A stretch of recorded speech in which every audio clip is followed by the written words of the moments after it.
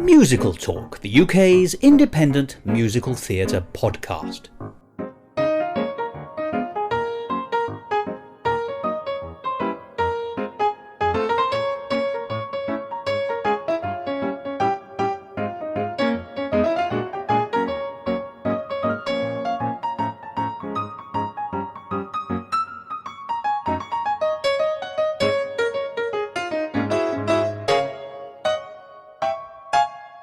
Hello and welcome to another edition of Musical Talk. I'm Thos, and rather like a well-known American thoroughfare, I'm naughty, gaudy, sporty, but perhaps slightly differently, baldy, with an L.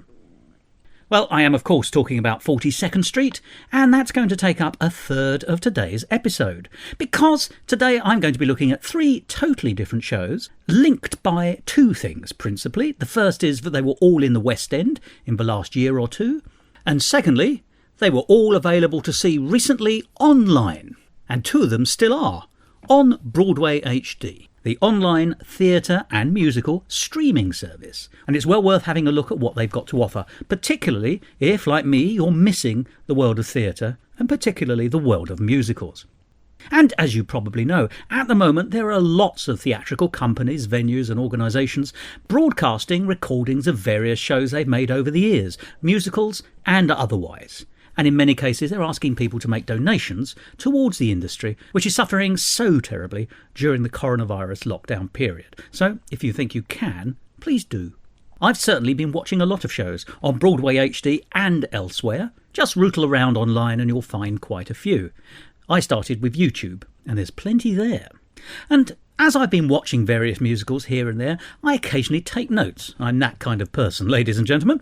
And so I thought at the end of it, well, I've got all these written notes, why don't I do something for Musical Talk? And as no one was able to give me a good and convincing reason as to why I shouldn't force upon you my thoughts on some of these shows, what you're going to get today, and in a few future editions of Musical Talk, are what I call my 10-point reviews, where I have, and this isn't that complicated, identified 10 things from each of the shows I've seen, with a view to explaining what they are. Now, these 10 points aren't necessarily linked. They aren't necessarily thematically connected. They are just 10 things that I have drawn from the performances each time. It's a proper rag bag, a lucky dip of things that crossed my mind as I was watching these shows.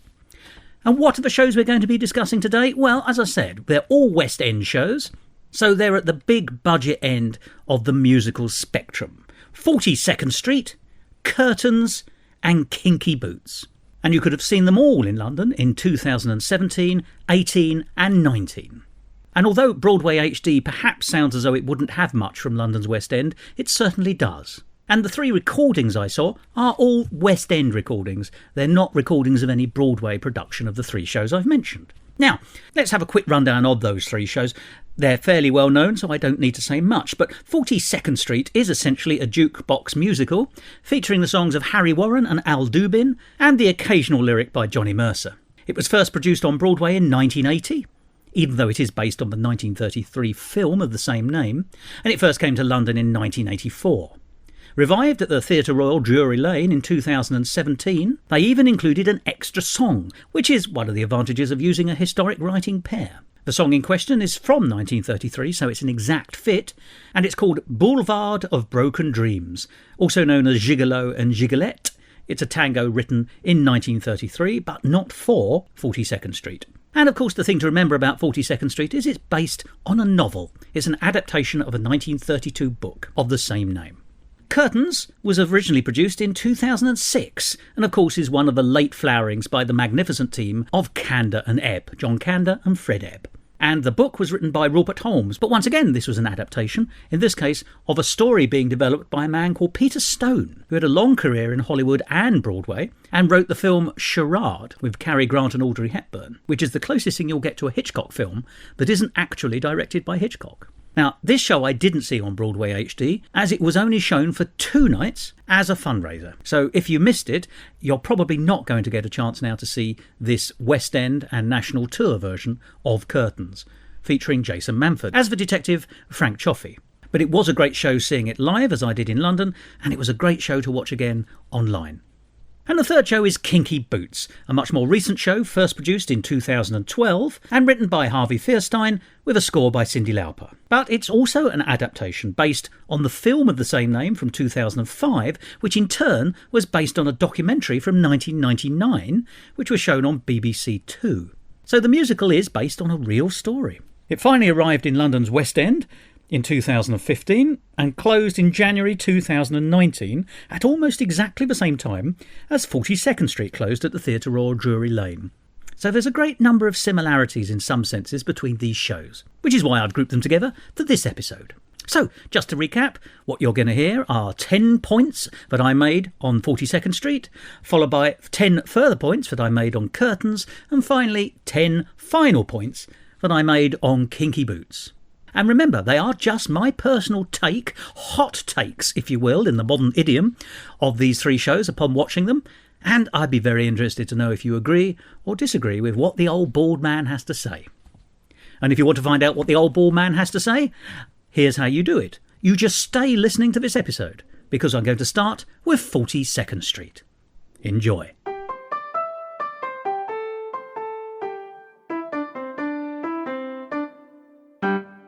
Musical Talk, the UK's independent musical theatre podcast.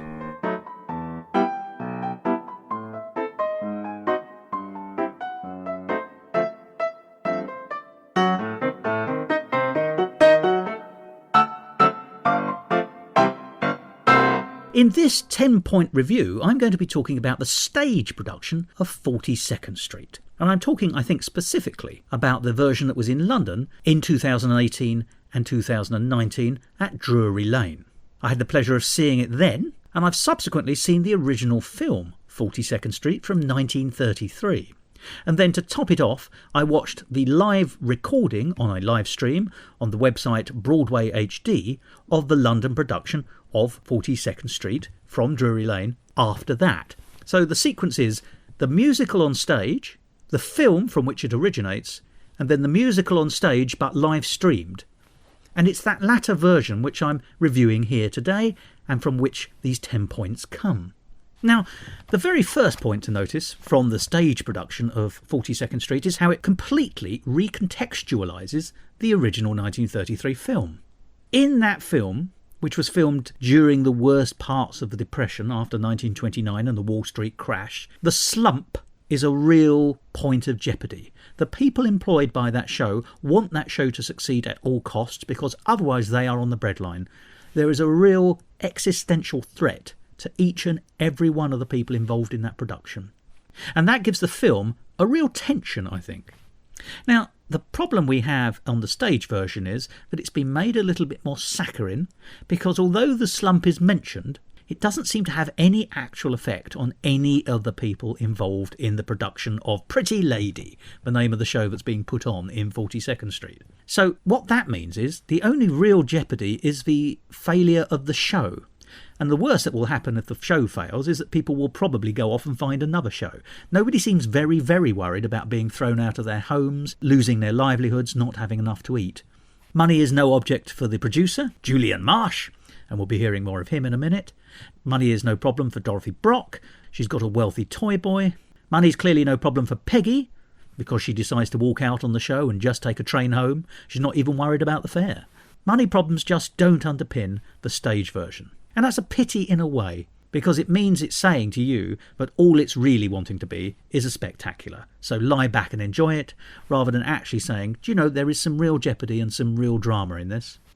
The second point is that the show is remarkably atypical when it comes to relationships. You normally expect the central couple or the central character to find love during the show. That isn't really what happens here. The only character who genuinely finds love or works out where her love lies is Dorothy Brock, who for the most part is painted as the villain. She is the one who realises that she doesn't want the toy boy and that she loves her long-time lover Pat and will in fact spend her life with him. And she has to suffer to get her ideal. Now that's quite a journey for a show's villain. I know she isn't quite the villain, and there are good psychological reasons for her acting as badly as she does, but she is, for all intents and purposes, the big bad in the show. And Peggy, well, we don't really get a relationship for her. She sort of flirts with the juvenile lead, and she sort of flirts with Julian Marsh, the director. But it doesn't amount to anything, and she certainly doesn't walk off with either of them at the end of the show. So it's a very atypical show. Which leads me on to my third point. Whose journey is it? Now, the person whose story seems to be the one we're watching is Peggy, the woman who walks off the street into the show and then is presented with the lead of the show when she herself causes an injury to Dorothy Brock, the ostensible star. Everything is handed to Peggy on a plate. She doesn't really have to struggle at all. She misses the original audition, but she still gets spotted when she's found dancing in a street with other members of the cast, so she's given her chance as a result of that. Then later on she's given a second chance once she's sacked. And then thirdly, of course, she's made the lead. That's the person who seems to be the journey it is, but there's no struggle in that at all. She does almost nothing. We have to take it as read that she's a magnificent actress and dancer and can do everything, but she doesn't struggle. So whose journey is it? I think I go back to my second point. The only person whose journey becomes clear and seems to become a better person is Dorothy Brock, the villain. It's certainly not Julian Marsh, and he's my fourth point. Julian Marsh in the film and on the stage play is not really a character. He's rather more of a catchphrase. To be honest, you can play a drinking game if you're watching the live stream, which is every time that Julian Marsh mentions his own name, which is a lot, you should take a drink of something or other. If you're on orange squash, you'll be all right if a little bloated. If you're on tequila slammers, then you might want to make sure you've got medical insurance. And he's a strange kind of theatrical genius. I mean, apart from shouting, "This is a Julian Marsh show, damn it!" every 12 minutes, he does seem to be sort of untouchable. No one ever questions him. He is absolute God on that stage. But he's an absolute ogre as well. He's a terrible man. He treats people like cattle or meat or resources. He certainly doesn't treat them as people. And yet he's identified by everyone as a genius. And he also seems to have the power to inspire. So they do respect him. But is he lovable? Well, I don't think he is. As I say, Peggy sort of flirts with him at the end, but we've not seen much of it beforehand. There's been a sense that he fancies her, but nothing comes of it. And of course he has mafia connections, so he's not a very nice man. There's very little to like in Julian Marsh. But then again, despite all these big terms like ogre and genius, there's very little to Julian Marsh. Once again, a very odd character. The fifth point is where the show deviates significantly from the original film. Now, in the original film, Julian Marsh realises that his show is not going well because we see a little bit of the opening number. I think it's actually called Loveland or something like that, which of course makes one think of Follies by Stephen Sondheim. So the show, in the film version, starts off as a failure and has to be reworked and reworked and reworked by Julian Marsh in order to make it something rather splendid. And the unusual structuring of the film that results from that, of course, is that once we see the bad song being cut out, then it's all hands to the pump to create new songs and new direction and performances for the finale, which means that when you watch the film, you get a song at the beginning, then a big gap without many songs at all, maybe a rehearsal here or there, and then finally a lot of songs at the very end. But the stage show doesn't do that at all. And that, I think, is probably a good choice for the stage show, as it's uncoupled itself from so much of the original film, and certainly the dynamics and the context of that original film. I think it's right to allow it to try to be the spectacular it is desperately trying to be. And it succeeds. There are numbers all the way through in the stage version, so you never get bored. However, my sixth point is, what the hell is the plot of Pretty Lady? Pretty Lady being, as I say, the show that's actually being put on by Julian Marsh at the theatre. All we get to see of it are thousands, seemingly, of scenes and songs, all of which seem to have no relation to anything else. There seems to be no continuity of characters within the piece, and as far as I can see, it doesn't appear to be actually a revue. It's not just a series of songs and sketches, it has a narrative purpose, we believe, because we meet the scriptwriters. They are the comedy second couple, if you're looking for the traditional avatars in this musical theatre piece. And they're not just writers, they're performers as well. And they're therefore in the theatre and can do writes and rewrites. So Pretty Lady appears to be a show with a very nebulous plot, with an awful lot of songs, most of which are about the pulchritudinousness of young ladies, and very little else. If you know the answer, please do tell me. Well, point 7 is what is the Achilles heel of 42nd Street, the stage musical. Well, it has to be said that the plot is flimsy. It's flimsier than the plot of Pretty Lady, which we've just established doesn't exist. The structure is very strange. The show depends on having a successful leading lady, and once Dorothy Brock is sort of made unavailable, Peggy is persuaded to take that role on more or less at the beginning of Act 2, when the entire cast and the producer and director turn up at the railway station to persuade her not to go back to the town from which she came. Fine, but that means that 80% of Act 2 is all about her learning the lines and the dances for all the spectacular dance numbers we're going to see. So essentially the plot is finished within 10 minutes of Act 2 starting. The rest is padding. It's magnificent padding, it's spectacular padding, and it's very musical and pleasing to the eye and ear padding, but padding it is. And therefore, as a throwaway comment, it is a great pity that the station in which she is persuaded to take on the show's responsibilities isn't Paddington, because that at least will give us some sense of what was to come. Now, my 8th point about 42nd Street is a charge that can be levelled against a lot of musicals when watched on a live stream. Not all, but most. And therefore it's not the fault of the show. 42nd Street is designed to be seen in a theatre, and it is a spectacular, as we've established. The problem with watching a live stream recording of that is it's impossible to get the atmosphere that you get in a theatre. It's a wonderful opportunity to see a show that you might not have had a chance to see, or to see again, but it does lack a certain something, and that certain something is the, and I quote, ineffable magic of theatre. But there is an ineffable magic of theatre. Just being in an auditorium waiting for a show to start generates an atmosphere, and if the show is any good, that atmosphere is merely amplified. Something wonderful takes place in a theatre. It is, after all, a temple to the theatrical muses. Let's get pretentious for a while, or in my case, let's stay pretentious for a while. 42nd Street essentially says to you, I'm going to give you song after song after song after song after song, and does precisely that. And if you're in a theatre, you're going to get those songs one after the other. That is a cumulative effect. On the live stream, it doesn't quite work like that. You can pause the stream to go off and make a cup of tea or have a meal or come back another day and finish it that way. So you lose the continuity immediately. The thread is cut. But even if you watch it through, as I did, the atmosphere just isn't quite there. My next point is number 9, and it's a question. How unprofessional is Peggy? She is the person who ultimately becomes the star of the show. But what we see of her is pretty unimpressive, I think. The very first time we see her, she is late for an audition. And she's not even late for an audition because of the trains or some external factor. She got to the theatre on time and then was too frightened to go in to audition.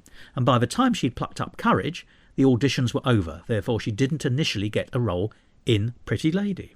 If I was Julia Marsh, and this is a Julia Marsh show, damn it, that's not the kind of actress I'd be looking for. And then, although we're told she's a magnificent dancer, she doesn't half seem to be clumsy on her feet. Quite early on, she bumps into people, and then later, of course, she accidentally bumps into Dorothy Brock with such force and ferocity that she manages to break Dorothy Brock's ankle. That's not just a mild slip-up. That is a rhinoceros in dancing pumps. And then further unprofessionalism is demonstrated, I think, by the fact that she has these odd relationships. Whether they amount to anything, it's not quite clear, but the answer seems to be not. But with her juvenile lead and the producer. One or the other would be understandable in the hot house of theatre, where relationships do take place, but to have two at the same time? And of course she faints all the time, and it turns out she faints ostensibly because she's not looking after herself or she's being overworked. But once again, it doesn't suggest that she's at tip-top physical condition, as an actress ought to be. Peggy is really very unimpressive, which is all the stranger because we're told all the way through that she is the most impressive actress anyone's ever seen. And my final point is a wrap-up point, and it really pulls together some of the points I've made about 42nd Street, the stage musical. It is a bastardised version of the film, and the film is, I think, superior. However, the stage version is doing something different ultimately, and if you're happy to go in with what it's doing, which is to present you with a spectacular of wonderful songs from the 1920s and 30s, then it is a good show. And that, I think, is my conclusion. 42nd Street the musical may not mean much, but it is a good show. Good show. Musical talk.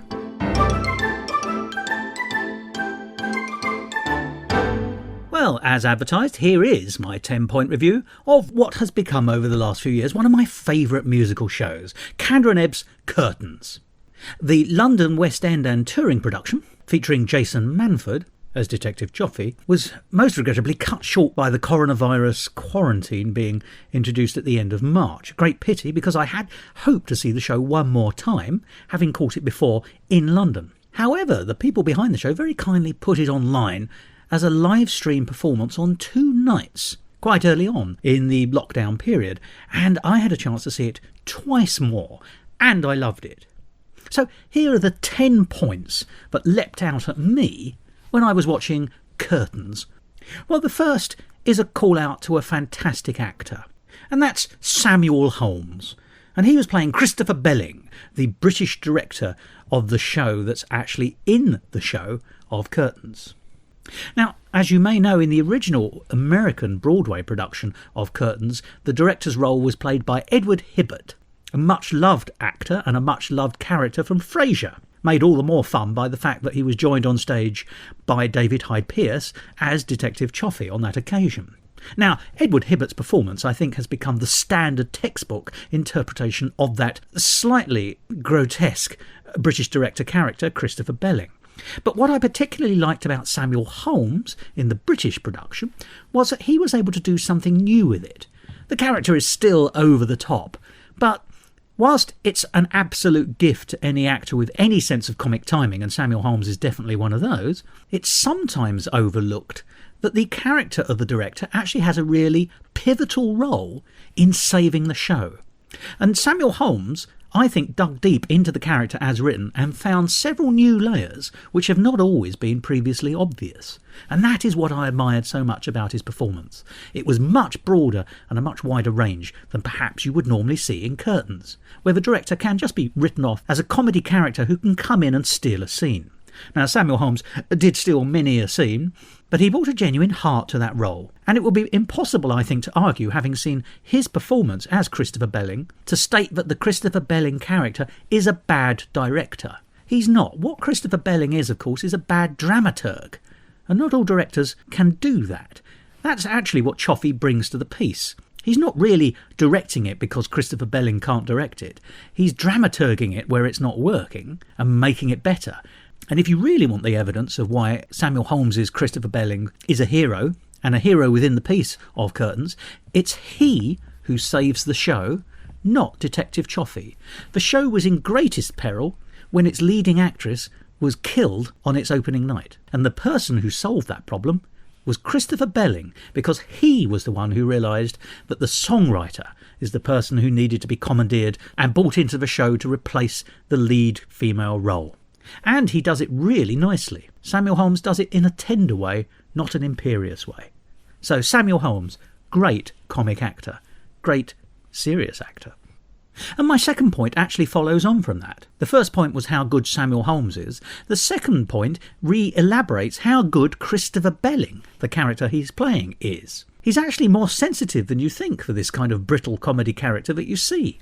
Don't forget that in the original production, when they still had their original leading lady who could not sing and could not act, if you remember rightly, she was identified as being a draw merely because she had what could only be described, I think, as an impressive décolletage, with nothing to back it up. And so he's had to make the show simplistic to work around her very significant limitations. That's not the sign of a bad director, that's a sign of a good director. He has tried to limit the damage that original actress would create on the show by reducing everything around her. So if the show seems childishly simple and uncomplicated and basic by the time Detective Joffy turns up, that is not the fault of Christopher Belling. Christopher Belling was doing the best he could at the time and the materials he was working.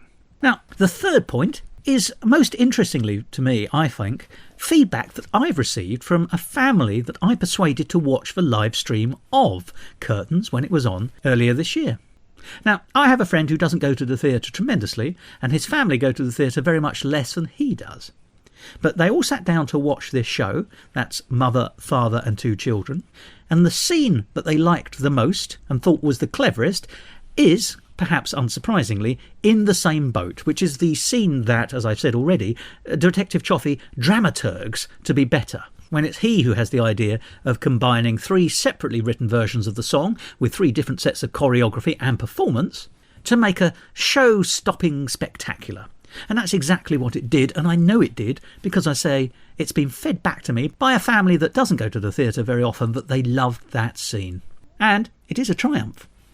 So my 4th point on Curtains is actually about Jason Manford. Now, Jason Manford is a name here in Britain. He's a very popular comic, and he's done a lot of other things as well. But he's not someone I particularly admired, and he's someone I was a bit surprised to learn was an actor. Now, in the performance that was live streamed, which was filmed quite early on in the run, when Jason Manford comes on for the very first time, there is a round of applause for him from the audience, which goes to show that the audience were there for Jason Manford. He had brought in his crowd. So that was a fairly astute piece of casting by the directors.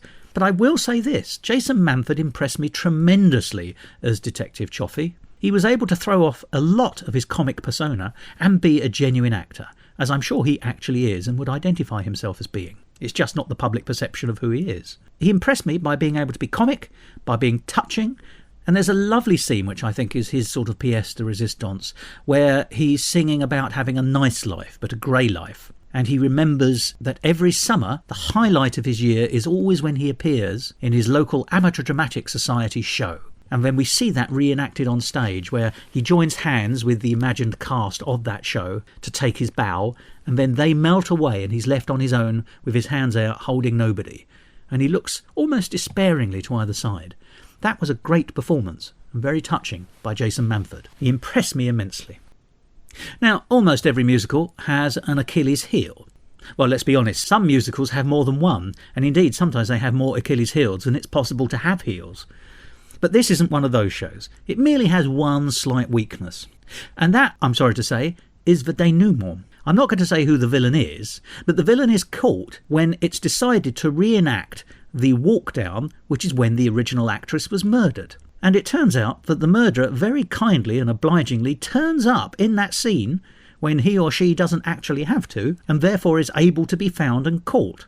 If only all criminals were as obliging. No wonder Detective Choffey has got such a good reputation. The 6th point that leapt out at me when I was watching Curtains again is the atypical nature of the central romantic relationship. And that is the relationship between Detective Choffey and one of the supporting actresses in the show. And what's wonderful about it is it's tentative and gentle on both sides. The tone of it is not full-blown. No one gets up and sings an anthem to love. It reminded me a little bit of the show She Loves Me, where the whole concept of a romantic relationship is dealt with in a low-key, back-foot, real-life way. And you just don't get to see that enough in musical theatre, where quite often, when someone's in love, they will shout and sing and make it known at the back of the auditorium. In Curtains, Choffey's relationship is faltering, sincere, it's unbrash, and as a result, within the confines of musical theatre, it's much more real. And therefore I was more emotionally touched, which is doubly surprising when you consider that the show's tone is essentially a heightened comedy murder musical. Now, the 7th point is one that cannot be overstated. It is a magnificent score by Kander and Ebb. It's famously the show, of course, where Fred Ebb passed away during the production, although most of the score had been written, and John Kander joins forces with Rupert Holmes, the book writer, to finish the score in a few cases. I think the score is a triumph. Even the songs which are supposed to be sort of pastiche numbers, the wide open spaces opening and closing number, is obviously a kind of Rodgers and Hammerstein Oklahoma-esque number, and therefore appropriately uninspiring and dull. Although of course it isn't, because it's still got that Kander and Ebb kick. You just have to put a pin anywhere in the songbook to come up with a great song. I mean, I have a personal favourite, which is It's a Business. And it's a very useful song to remember when we try to romanticise musical theatre in its general terms, because it is a business, which makes it a much less romantic and a much harder concept than we sometimes let ourselves think. And of course, I've already mentioned In the Same Boat. What a fantastic song. And if you know your musical theatre history, it's borrowing something that Irving Berlin perfected, the idea of 2 melodies with the same rhythmic underbeat, then being superimposed over each other. And possibly the best example of that elsewhere is Irving Berlin's You're Just in Love from Call Me Madam. And your duty now, of course, is to track that number down and see what I'm talking about. And as we're talking about the score, let's get on to point number 8, which is the strong lyrics.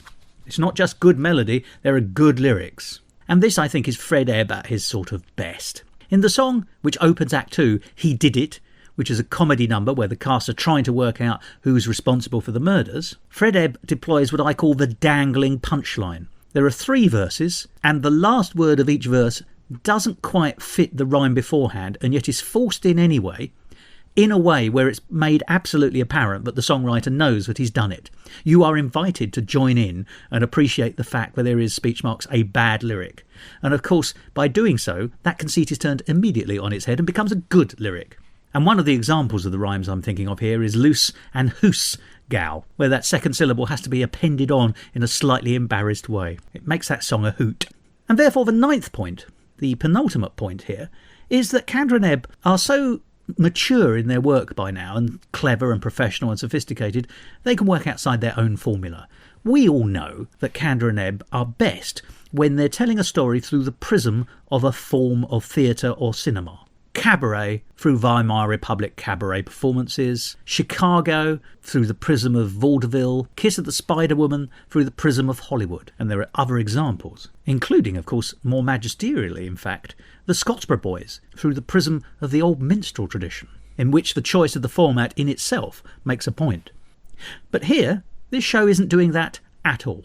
So they're working outside their formula. They're also working outside their traditional tonal positions, if you like. When you think of a Kander and Ebb show, I suspect you quite often think of raunchiness, sexiness, slinkiness. I think it's Chicago that's principally done that for their reputation, but you can find that tone and feeling to greater or lesser degrees in many of their other shows, but not in Curtains. It's a significantly unsexy, unraunchy show, but then again, sex and raunch would merely get in the way of what's going on, which is a comedy detective mystery. And finally, my last point is, who wrote the book? Well, it's Rupert Holmes, as I've said, and he is the master of the comedy detective mystery, because he wrote the musical The Mystery of Edwin Drood, based on Charles Dickens' unfinished detective novel. Now, the plot in Curtains is a little bit Scooby-Doo. And the best example of that, of course, is the cryptic clue about the Earth, which has to be deciphered from one word scribbled in a notebook by a dying character and a piece of lowered scenery. And I think the only people outside of the Curtains world who would get that would be Velma and Fred from Scooby-Doo.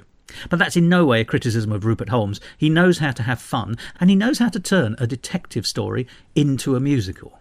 And that's actually a great skill. And that is my list of 10 points on Curtains.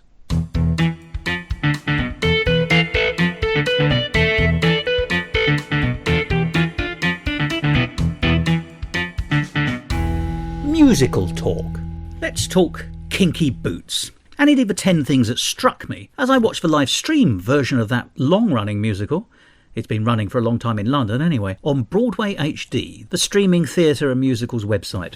Well, the first point to recognise is the fact that it was a lot better than I thought it was going to be. Just in terms of general plot, it was a lot more coherent than I expected it to be, and there were real and clear journeys for the central protagonists. And the 2 central protagonists are Charlie Price, who's the central character who owns the boot factory, he comes to inherit it, and Lola, the drag artist, who works with him to create the Kinky Boots range, which Charlie hopes is going to save his company. And both characters start in one place and end up in a very different place, having learnt from each other and a number of other characters, and of course those other characters have also learnt from them. So overall, a coherent plot. Which is not to say it didn't have weaknesses, of course it did, and we'll be touching on one or two of those later, but essentially a highly enjoyable musical theatre experience, and I can't ask for more than that. My second point, however, is, although I've mentioned the 2 central characters, I think overall you'd have to identify it as an ensemble piece, and a strong ensemble piece at that. There's a very strong sense of community in the environment of the shoe factory, and so the workforce in that shoe factory are almost like a family. In some senses, they are family. We first see Charlie as a boy at his father's knee running the company, and when the father dies unexpectedly and Charlie inherits, he inherits the workforce as well. And the workforce is made up either of his father's coterie of managers or his own peer group with whom he went to school. They are his school friends and peers.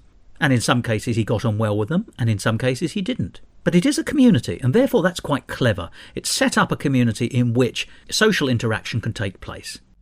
But my third point relates to this.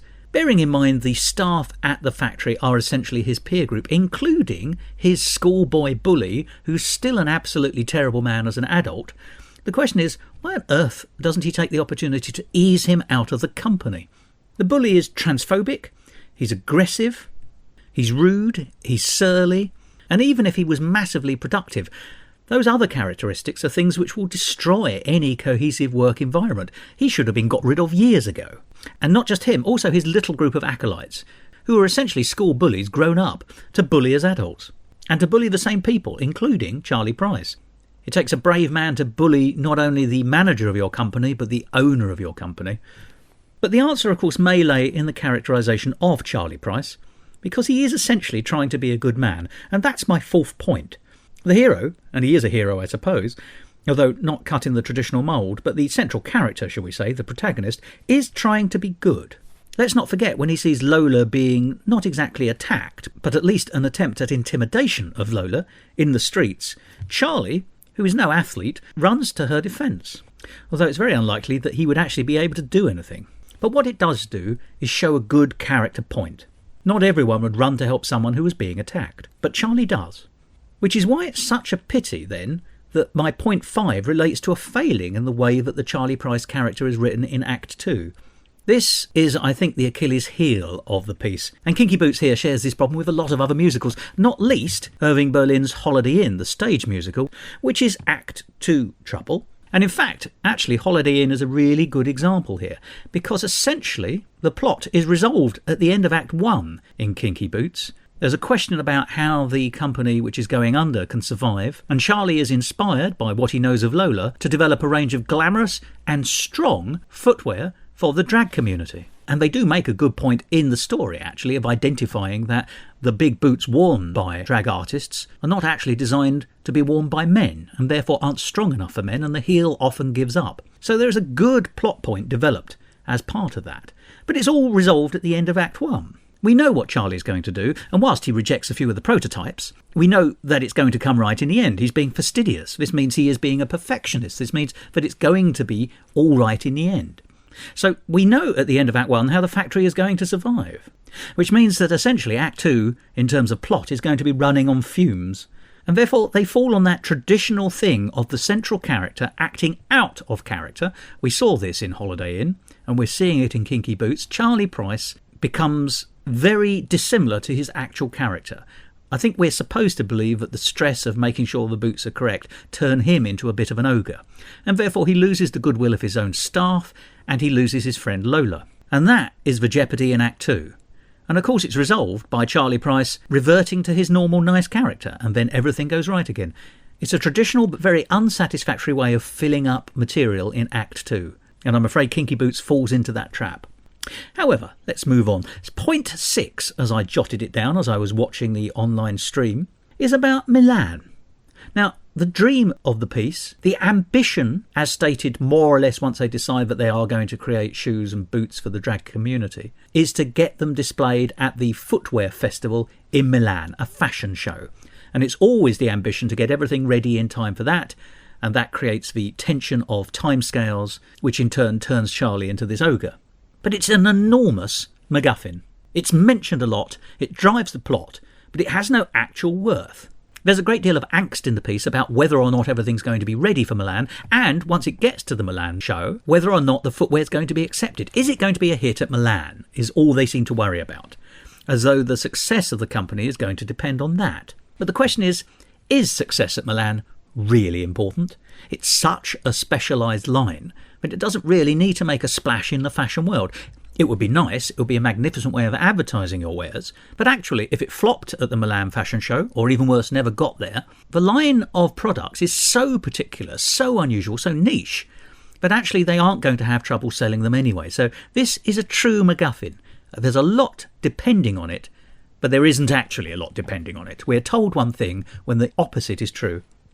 My 7th point about Kinky Boots is the running theme of betrayal. Charlie, in a way, and it depends on how you look at it, but it's suggested, is betraying his father by not wanting to run the family business, and indeed fleeing to London with his fiancée to get away from the family business, and only taking it back on reluctantly. And then it turns out that the father, Charlie Price's own father, has betrayed his son, because it turns out that he's been trying to sell the factory because it's been making a loss so that it can be developed into housing. And then we see Charlie betraying his colleagues, which is how it's portrayed, in his anxiety and stress. That's when he becomes this ogre. So he betrays their good faith. And then they betray him and their own futures by marching out. They essentially down tools and withdraw their labour, which of course in this case is very much going to cut off their nose to spite their face, because if the company goes under, they're all unemployed. And then of course there's the big betrayal, which is the betrayal of Lola, as the friendship and relationship between Charlie and Lola breaks down because of Charlie's bad behaviour. Also meaning that Lola walks out. And that ignores all the smaller betrayals, such as the betrayal by Charlie's fiancée. And in some senses, Charlie's betrayal of his fiancée. He'd bought into her ambitions when he was trying to flee the family and the factory, but of course it turns out that he changed his mind. There's a lot going on here. Now, point number 8 relates to point number 1. If you remember, I said I enjoyed this show much more than I expected to.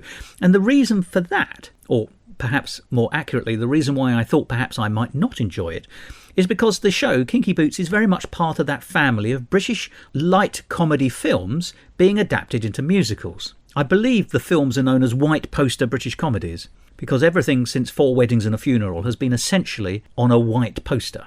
And it's come up trumps time and time and time again. And my prediction is it can't be too long before we get Pride as a musical.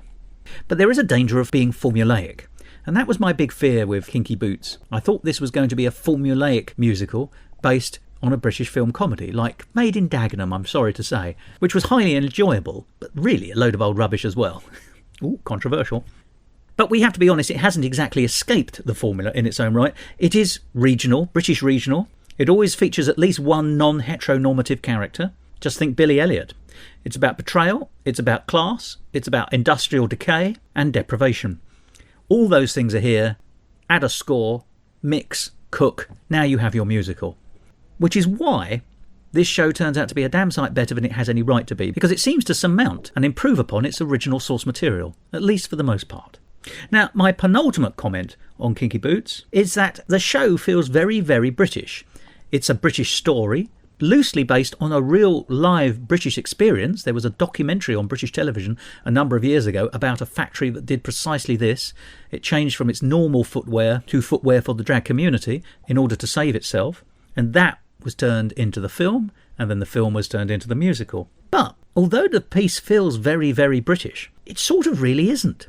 The production and writing team are, and indeed were, American. Cyndi Lauper wrote the score, Harvey Fierstein wrote the book, and actually it started on Broadway before it came to London, and had a lot of Americanisations in it, as you would expect, in order to make it palatable for an American Broadway audience. Those Americanisms, I believe, were removed for the British West End production, and it's that British West End production that you can see on Broadway HD as it streams. So, whereas Billy Elliot is a British piece, Made in Dagenham is a British piece, Kinky Boots purports to be British and is in the British comedy film musical adaptation tradition, the white poster comedy if you like, it sort of actually isn't. And yet the result fits firmly in that family. And my 10th point is the proof of the pudding. It's a fairly modest musical, but it's actually very successful. It got some tremendous newspaper reviews when it opened in Britain. The Evening Standard said, and I quote, "The thigh's the limit, ho ho." And we should never forget that it opened on Broadway at the same time as Matilda. And whilst Matilda is much loved, I understand that the general view on Broadway is that Matilda is clever but cold, whereas Kinky Boots is warm.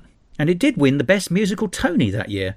In fact, it was nominated for 13 Tony Awards, and Matilda was only nominated for 12. And yet the source material is as British as fish and chips or dying of the plague in 1665. Kinky Boots, I think, can be described as being made for walking, and it's going to walk right over you, but in a lovely way. Musical talk. Well, there we are. Those are my 10-point reviews on Kinky Boots, Curtains and 42nd Street. 3 shows that were truly deserving of their West End productions, and I'm really delighted that I had a chance to see them again in their live-streamed recorded versions online. And don't forget, if you want to see Kinky Boots and 42nd Street, you still can. They are to be seen on Broadway HD, the online theatrical and musical streaming website. Well worth a look. And don't forget, just because here in Britain all the theatres are closed, it doesn't mean that you can't find theatre. So many people have been generous in placing copies of their productions that they either produced or directed or appeared in online on YouTube and other video and streaming sites. Go and have a look and see if you can find something. And don't forget, do think also about making a donation towards the theatrical industry and the people who work in it, who are having such a difficult time at the moment. Well, that's it from this episode of Musical Talk and from me. As I said at the beginning, I'm a bald man, but like everyone else in lockdown, I haven't been able to go to a barber for those few remaining wisps of hair around the side and round the back. And they have got tremendously long in the last 3 or 4 months, and I'm starting to look like an old Victorian photograph, and so I'm very much looking forward to the reopening of barbers across the country whenever that happens. I've got the address of one I'm quite interested here. S. Todd. I've never heard of him, but he must be quite good because his headquarters are in Fleet Street. I'm sure he's a cut above the rest. But there, perhaps, is another tale. And with my razor-sharp wit, ho-ho, very much in evidence there, or not, I'm going to leave you. So, for the time being, stay well, look after yourselves, and speak to you soon. Goodbye.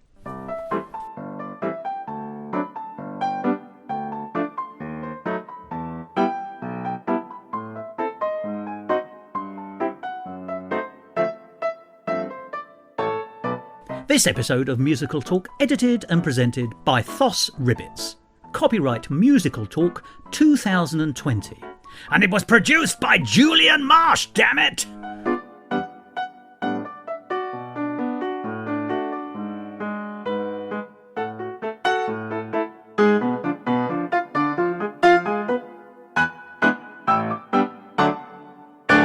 To find out more about the world of Musical Talk and listen to past episodes, go along to our website www.musicaltalk.co.uk or subscribe to us on iTunes and follow us on Facebook, Instagram and Twitter. And if you want to follow me on Twitter, you can at Musical Talk Thos. A rag bag.